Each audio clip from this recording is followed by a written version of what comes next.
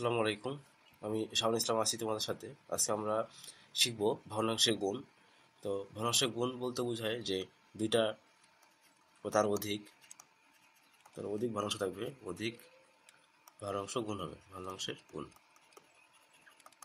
এই দুই বা তার অধিক ভগ্নাংশের গুণ বলতে সেখানে প্রত্যেকটা ভগ্নাংশের যে লবগুলো আছে বা উপরে যে সংখ্যাগুলো আছে, এই উপরের সংখ্যাগুলো পরস্পর গুণ করব। তাহলে লবগুলো গুণফল আর ভাগ দিব ওই ভগ্নাংশ নিচের সংখ্যা বা হরগুলো আছে, এই প্রত্যেকটা হরের গুণফল। তাহলে এই যে হরগুলো গুণফল, এটা ভাগ দিব। তো নতুন যে ভগ্নাংশটা পাবো এটা হচ্ছে আমাদের ভগ্নাংশের গুণফল। এখানে লেখা আছে ভগ্নাংশের গুণ সমান লবগুলোর গুণফল ভাগ হরগুলোর গুণফল। তো আমরা দেখি একটা সংখ্যা যে 5/7 গুণন 3/8 যদি থাকে এমন একটা দুটো ভগ্নাংশ গুণ করতে হবে। তো সেক্ষেত্রে এই প্রত্যেকটা ভগ্নাংশের লব হচ্ছে একটা 5 একটা 3। তো এই ভগ্নাংশের লবগুলোকে গুণ করি। তো 5 গুণন 3 আর নিচে সংখ্যা যেগুলো আছে হর 7 এবং 8 এদের গুণফল, তাহলে 7 গুণন 8।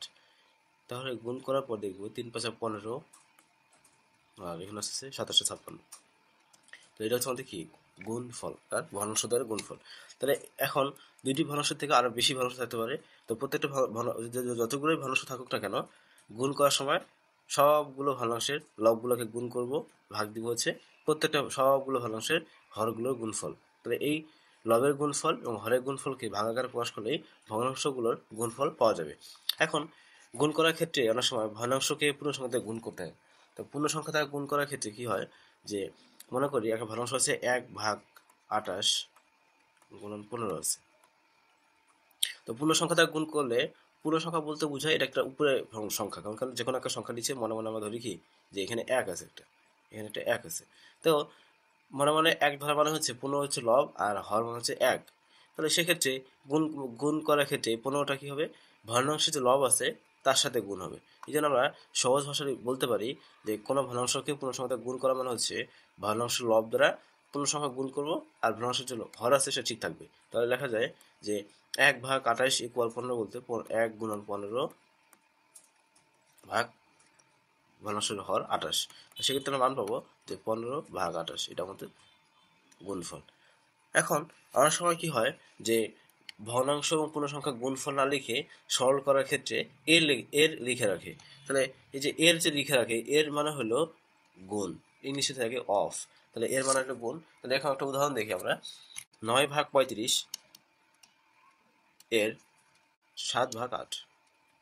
তাহলে এই ক্ষেত্রে আমরা কি পাবো যে এর মানে গুণ। তাহলে আমরা লিখতে পারি যে 9/35 এর জায়গায় গুণ দিলাম 7/8।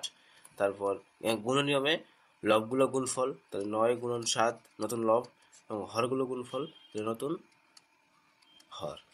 যখন আমরা এরকম ভগ্নাংশে গুণ করতে যাবো তখন আরেকটা জিনিস খেয়াল করতে হবে, গুণ করার আগে বা পরে যে কোনো একটা সময় হলেই হবে ভগ্নাংশগুলো লঘিষ্ঠ আকারে প্রকাশ করা যায় কিনা, অর্থাৎ লব হরে কোনো কাটাকাটি যায় কিনা বা কারো গুণিতক কোথাও আছে কিনা। গুণিতক থাকলে সেটা কাটাকাটি করে ভগ্নাংশটাকে লঘিষ্ঠ আকারে প্রকাশ করতে হবে। তাহলে আমাদের জানি 5×7 = 35, তো উপরে 7 আছে, তাহলে 7কে 35 ভাগ করে থাকলে হচ্ছে 5 থাকে। তো নতুন করে পাইতেছি যেখানে 1 পাবো, তাহলে 9 আর 1 গুণ করলে 9 থাকে, নিচে 5 আর 8 থাকে, 5×8 = 40 থাকে।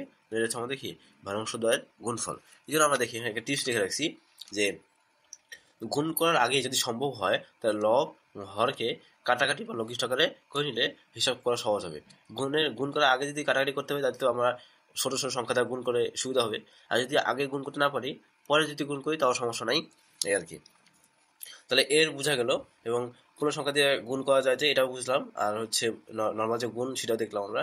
এখন যদি কোনো মিশ্র ভগ্নাংশ থাকে তো সেক্ষেত্রে আমরা কি করবো, যে 2/7 গুণন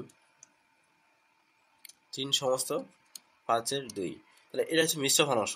এক্ষেত্রে আমরা কি করব, যে প্রথমে মিশ্র ভগ্নাংশকে অপ্রকৃত ভগ্নাংশতে রূপান্তর করার যে পদ্ধতিটা আমরা পড়ছি এর আগের ভিডিওতে, সেটার মাধ্যমে করব। তাহলে কি হর আছে 7 আর পুরো সংখ্যা হচ্ছে 2, তাই 7 আর 2 গুণ হবে আর লবটা যোগ হবে। তাহলে হবে কি 2 গুণন 7 যোগ 3/7 গুণন, এখানেও একটা অপ্রকৃত ভগ্নাংশ বা মিশ্র ভগ্নাংশ দেওয়া আছে। সেক্ষেত্রে হবে কি যে 5 গুণন 3 যোগ লব 2 আর নিচে থাকছে হর 5। সেখানে আমরা মান পাবো 7 গুণ 14 আর 3 17, তো 17/7 গুণন 3×5 = 15 আর 2 17 আর এখানে থাকতেছে 5। তাহলে 17 আর 17 গুণ করতে হবে এবং 7 এবং 5 গুণ করতে হবে। 5 7 35 আর 17 17 গুণ করলে 289 পাওয়া যায়। তাহলে এইটা হচ্ছে আমাদের গুণফল।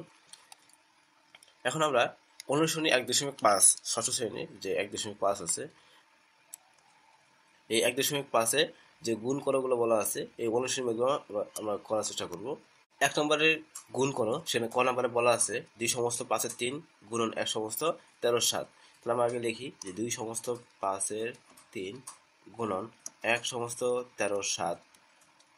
তো সেক্ষেত্রে যেহেতু এটা একটা অপ্রকৃত বা মিশ্র ভগ্নাংশ, তো সেটা এটাকে আমরা কি করতে হবে, অপ্রকৃত ভগ্নাংশে রূপান্তর করতে হবে। তাহলে আমরা করব যে 5 দ্বিগুণ 5 গুণন 2 যোগ 3 আর নিচে 5 গুণন 13 গুণন 1 যোগ 7 ভাগ 13। তাহলে এখানে পাইতেছি 5 10 13 ভাগ 5 গুণন এখানে 20 এবং 13। তাহলে এখানে আমরা যে নিয়মটা দেখছি যে গুণ করার আগে বা গুণ করার পরে লঘিষ্ঠ আকারে প্রকাশ করতে হবে। তো আমরা এখানে খেয়াল করে দেখি যে লবে 13 আছে, হরেও 13 আছে। তো এই 13 আর 13 কাটলে থাকে এখানে 1, এখানেও 1। 5 দ্বারা 20কে ভাগ করলে 4 5 20 বা 20, এখানে 1। তাহলে এখানে আসে 1 গুণন 4 আর এখানে আসছে 1 গুণন 1। তো 4 অক্ষে 4 আর 1 অক্ষে 1। তাহলে উত্তর হচ্ছে শুধু 4। এটা আমাদের গুণফল। আশা করি আপনারা বুঝতে পারছেন। এরপরে আমরা খ নম্বরটা দেখি। তো খ নম্বরে যে বলা আছে 4 সমস্ত 3-এর 1 গুণন 32 আর উপরে হচ্ছে 27 গুণন 4 সমস্ত 26-এর 7। এক্ষেত্রে আমরা অপ্রকৃত যে মিশ্র ভগ্নাংশগুলো আছে এটাকে অপ্রকৃত ভগ্নাংশ রূপান্তর করবো। তাই হর হচ্ছে 3, 3 4 12, 1 যোগ করলে হচ্ছে 13, 13 ভাগ 3 গুণন এখানে আছে 27 ভাগ 32 গুণন এখানে 26 আর আছে 4। তো 4 26 আসে 104, 104 আসা যোগ করে হচ্ছে 111 ভাগ 26। তো এখানে আমার চেষ্টা করতে হবে যে লঘিষ্ঠ করা যায় কিনা। তো দেখি যে 3 লং 27 9 থাকে আর 13 দুগুণ 26। তাহলে এখানে ভাগ করে থাকে হচ্ছে 2। তাহলে এখানে দুঃখিত, এটা হবে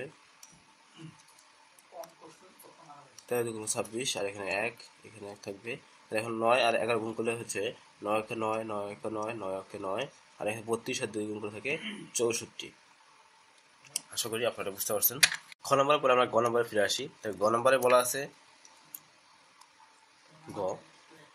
99 সমস্ত 4-এর 3 গুণন 2 ভাগ 27 গুণন 5 ভাগ 19। এক্ষেত্রে আমরা এটাকে আগে ভগ্নাংশে রূপান্তর করে নিব। তো 4 99 গুণ করলে হচ্ছে 396, যোগ করলে হচ্ছে 399 ভাগ 4 গুণন 2 ভাগ 27 গুণন এখানে 5 ভাগ 19। 2 দুগুণ 4 হয়, এখানে 3 দ্বারা এটাকে ভাগ করা যায় এবং তাহলে আসে 133। এই 3 দ্বারা 133 ভাগ করে 3 লং 27 9 আর 19 দ্বারা 133কে ভাগ করলে পাওয়া যায় এখানে 7। তাহলে এখানে আসে 1, এখানে 1। তাহলে এরপর আমরা এই গুণফলের লেখাটা উপরে অবশিষ্ট থাকলো 7 গুণন 1 গুণন 5 আর নিচে থাকতেছে 2 গুণন 9 গুণন 1। তাহলে এখানে আসতেছে 5 7 35, নিচে আসতেছে 9 গুণ 18। এই তো, আশা করি আপনারা গুণফলটা বুঝতে পারছেন। ভগ্নাংশের গুণ হচ্ছে সবথেকে সহজ একটা টপিক। আমরা এটাই আজকে কভার করার চেষ্টা করলাম। আবার দেখা হবে পরবর্তী কোনো ভিডিওতে। আসসালামু আলাইকুম, আল্লাহ হাফেজ।